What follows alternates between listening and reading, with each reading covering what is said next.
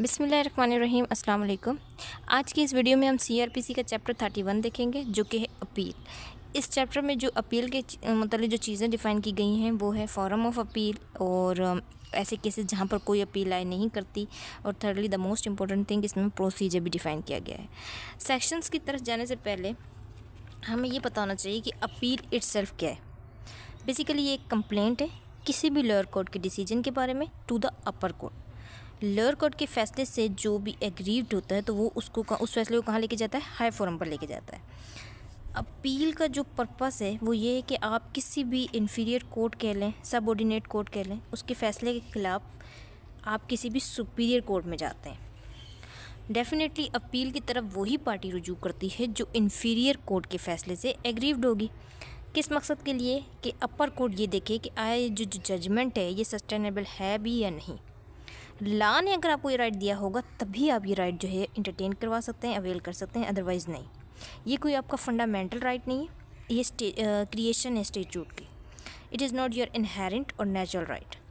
आज इस वीडियो में जो हम सेक्शंस देखेंगे वो 404 से लेकर 410 तक के। सबसे पहले हम देखेंगे सेक्शन 404। बेयर एक्ट की लैंग्वेज पढ़ते हैं। 404 unless otherwise provided no appeal to lie. No appeal shall lie from any judgment or order of a criminal court except as provided for by this court or by any other law for the time being in force। इस section में basically ये बताया गया है कि अगर हम गौर करें, जैसे सीपीसी में हमने जो पढ़ा था कि उसमें क्या बात पढ़ी थी कि हर डिक्री वहाँ पर क्या है, अपीलेबल है, लेकिन ये केस सीआरपीसी में एप्लीकेबल नहीं है।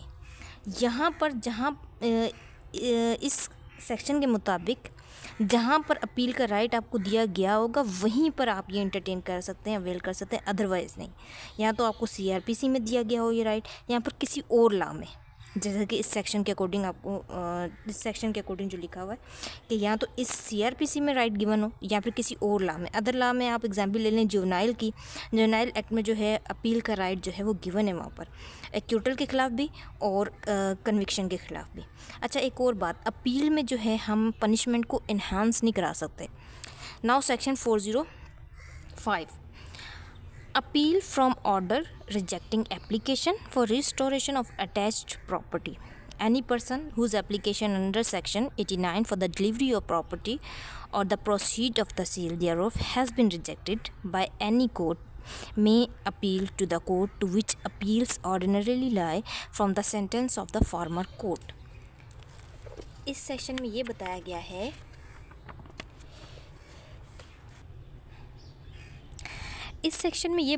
कि किसी भी प्रॉपर्टी को जब अटैच कर लिया जाता है, इस प्रोसीजर के तहत 87, 88 और 89 यानी सीआरपीसी की प्रोसीजर के तहत जब अटैच कर लिया जाता है तो अब एक्यूज पर्सन क्या होगा, वो कोर्ट में अपीयर होता है और 89 के तहत उसको रिस्टोर करवाता है। यहाँ पर दूसरी सूरत ये बताई गई है कि अगर वो प्रॉपर्टी जो है उसको सेल आउट कर दिया गया हो, ठीक है, तो उसके जो नेट प्रोसीड होंगे उसके लिए आप एप्लीकेशन देते हो और वो रिजेक्ट हो जाती है। ठीक है, दोनों एप्लीकेशंस की बात हो रही है कि दोनों में से और कोई भी दोनों ही रिजेक्ट हो जाती हैं, तो उस रिजेक्शन के ख़िलाफ़ जो है आप जो है अपेलेट कोर्ट में जहाँ पे अपील लाई करती है वहाँ पर जो है आप इन दोनों के ख़िलाफ़ अपील कर सकते हैं। नाउ सेक्शन 406, यहाँ पर 404 ही लिखा गया है, ये मिस टाइपिंग हो गई है, वैसे सेक्शन 406 है। Appeal from order requiring security for keeping the peace or for good behaviour. Any person who has been ordered by a magistrate under section 118 to give security for keeping the peace or for good behaviour may appeal against such order to the court of session. इस section में सिर्फ इतनी सी बात की गई है कि 118 section के तहत अगर मैजिस्ट्रेट जो है जब आपसे सिक्योरिटी मांगेगा तो जो पर्सन होगा ना, एग्रीव पर्सन, तो वो सिक्योरिटी के ख़िलाफ़ जो है वो अपील कर सकता है कहाँ पर, सेशन कोर्ट में। अच्छा, इसमें एक प्रोविज़ो भी गिवन है कि कौन सा पर्सन जो है वो इसी सिक्योरिटी के ख़िलाफ़ जो है वो अपील नहीं कर सकता। Providing that nothing in this section shall apply to a person the proceeding against whom are laid before a session judge in accordance with the provision of subsection 2 और subsection 3A of section 123। इस proviso में ये बताया गया इस provision में ये बताया गया है कि कोई भी पर्सन जिसकी प्रोसीडिंग जो है वो कहाँ पर हो, सेशन जज के पास चल रही हो, और किस प्रोविज़न के तहत, सबसेक्शन 2 और सबसेक्शन 3A, कौन सा सेक्शन का, 123A, 123 का। तो उस सूरत में जो है वो जो है अपील का राइट फिर नहीं रखता, फिर कोई भी अपील नहीं लाया करेगी। Now section 406A, appeal from order refusing to accept or rejecting a surety. Any person aggrieved by any order refusing to accept or rejecting a surety under section 122 may appeal against such order to the court of session. Yes, इस section में हमें ये बताया गया है 406A में कि अगर किसी शख्स ने जो है वो सिक्योरिटी दी है, श्योरिटी बनाए, ठीक है, और इसको जो है वो कोर्ट एक्सेप्ट करने से रिफ्यूज़ कर देती है, या दूसरी सिचुएशन ये है कि उसको एक्सेप्ट तो कर लेती है लेकिन फिर उसको रिजेक्ट कर देती है, तो फिर इन दोनों सूरतों में फिर उसके खिलाफ जो है वो क्या कर सकता है पर्सन, कोर्ट ऑफ सेशन में, which court, court of session में अपील की जा सकेगी इसके खिलाफ। Section 408, appeal from sentence of assistant session जज or judicial magistrate. Any person convicted on a trial held by any assistant session judge or a judicial magistrate, special magistrate or any person sentenced under section 349 may appeal to the court of session. कोई भी person, इस section में जो है बताया गया है कि कोई भी पर्सन जो है वो कन्विक्ट होता है किसी भी ट्रायल में, जो कि किसने किया है, कंडक्ट किसने किया है वो ट्रायल, असिस्टेंट सेशन जज, यानी अगर हम इसको पंजाब में देखें तो असिस्टेंट सेशन जज को यहाँ पे बोला जाता है सेक्शन 30 का मैजिस्ट्रेट, ठीक है, जिसके पास सेक्शन 30 की जो पावर्स होती हैं। अब सेक्शन 30 का कोई मैजिस्ट्रेट है, ठीक है, वो यहाँ पर जुडिशियल मैजिस्ट्रेट, इसमें लेने आप फर्स्ट क्लास, सेकंड क्लास और थर्ड क्लास तीनों इंक्लूड होंगे, या कोई भी स्पेशल मैजिस्ट्रेट जिसको कोई भी स्पेशल पावर डेलीगेट की जाती है। अब तो उसके खिलाफ जो है अपील जो है वो कोर्ट ऑफ सेशन में लाए करेगी। इसमें सिर्फ सिंपली अगर हम इसको मैं सिंपली बयान करूं तो इसमें ये बताया गया है कि कोई भी पर्सन जो है वो उसको कन्विक्ट किया गया हो किसी भी ट्रायल में, जो किसने कंडक्ट किया हो या तो मैजिस्ट्रेट सेक्शन 30 की पावर्स में जो इसको डेलीगेट की गई होती है उसने, या फिर कोई भी जुडिशियल मैजिस्ट्रेट यानी फर्स्ट क्लास, सेकंड क्लास या थर्ड क्लास, या फिर कोई भी स्पेशल मैजिस्ट्रेट उसने कोई भी ऐसा ट्रायल कंडक्ट किया गया हो, तो उसके खिलाफ जो भी उसने सेंटेंस पास की गई हो, तो वो जो पर्सन एग्रीड होगा वो उसके खिलाफ कहाँ जाएगा, उसकी अपील कहाँ लाई करेगी, वो कोर्ट ऑफ सेशन में अपील लाई करेगी। अब इसमें 2 प्रोविजो दिए गए हैं, provided as follow, when in any case an assistant session judge passes any sentence of imprisonment for a term exceeding 4 years, the appeal of all or any of the accused convicted at such trial shall lie to the high court.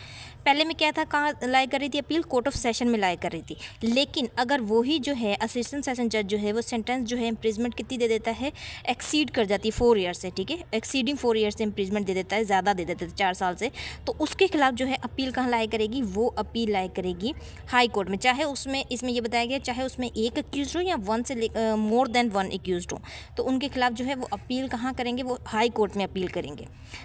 और इसमें अब proviso जो है clause ही देखते हैं, when any person is convicted by a magistrate of an offence under section 124A of the Pakistan Penal Code, यानी सीडिशियस के जो मुकदमा है वो, the appeal shall lie to the high court. इसमें ये बताया गया कोई भी पर्सन जो है वो कन्विक्ट होता है, ठीक है, उसको मैजिस्ट्रेट कन्विक्ट करती है किस ऑफेंस में, 124A पाकिस्तान पीनल कोड के, तो उसके खिलाफ भी अपील कहाँ लाई करेगी, हाई कोर्ट में। पहला हमने ये पढ़ा कि 4 साल से ज़्यादा की इम्प्रिजमेंट जो भी देगा असिस्टेंट सेशन जज जो है 4 साल से ज़्यादा की इम्प्रिजमेंट देगा तो उसकी भी अपील कहाँ लाई करेगी, हाई कोर्ट में। द सेकंड वन थिंग कि अगर वो 124A के तहत उसको जो है कन्विक्ट करता है तो उसके खिलाफ भी अपील जो है वो हाई कोर्ट में लाई करेगी, और अदर जो केसेस हैं उनमें अपील कोर्ट ऑफ सेशन में लाई करेगी। Section 409 appeals to court of session how heard. इसमें ये बताया गया है कि कोर्ट ऑफ सेशन जो है वो अपील कैसे सुनेगी। Subject to the provision of this section and appeal to the court of session और सेशन जज shall be heard by the session जज। जो भी अपील जो है कोर्ट ऑफ सेशन को की जाएगी वो उसको सुनेगा सेशन जज, और बाय एडिशनल सेशन जज यानी ASJ सुनेगा या फिर उसको सुनेगा और एन असिस्टेंट सेशन जज, यानी अपील जो भी हम अपील कोर्ट ऑफ सेशन को करेंगे वो सेशन जज खुद सुनेगा या फिर उसको ASJ सुनेगा या फिर असिस्टेंट सेशन जज सुनेगा। अब इसमें 2 प्रोविजो दिए गए हैं, provided that an additional session जज शैल here only such appeal as the provincial government में बाय जर्नल और स्पेशल ऑर्डर डायरेक्ट और एज द सेशंस जज of the division may make over to him. यानी इसमें ये बताया गया प्रोविज़ो ये कि एडिशनल सेशन जज जो है सिर्फ वही जो है अपील्स को सुनेगा जो प्रोविंशियल गवर्नमेंट जो है उसको बाय जर्नल या स्पेशल ऑर्डर किसी भी तरीके से उसको ड्रग करेगी, वो उन अपीलों को सुनेगा एडिशनल सेशन जज। Provided further that no such appeal shall be heard by an assistant sessions judge unless the appeal is of a person convicted on a trial held by any magistrate of the second class or third class। इसमें यह बताया गया है कि कोई भी appeal जो है वो असिस्टेंट सेशन जज नहीं सुनेगा जब तक कि वो अपील जो है वो उस पर्सन की ना हो जिसको कन्विक्ट किया गया हो किसी भी ट्रायल में, जो कि किसने हेल्ड किया हो, मैजिस्ट्रेट ऑफ सेकंड क्लास या थर्ड क्लास, जुडिशियल मैजिस्ट्रेट यानी सेकंड क्लास और थर्ड क्लास ने जो है उसको कन्विक्ट किया हो किसी भी ट्रायल में। Now section 410 appeal from sentence of court of session. Any person convicted on a trial held by a sessions जज और एडिशनल सेशन जज may appeal to the high court.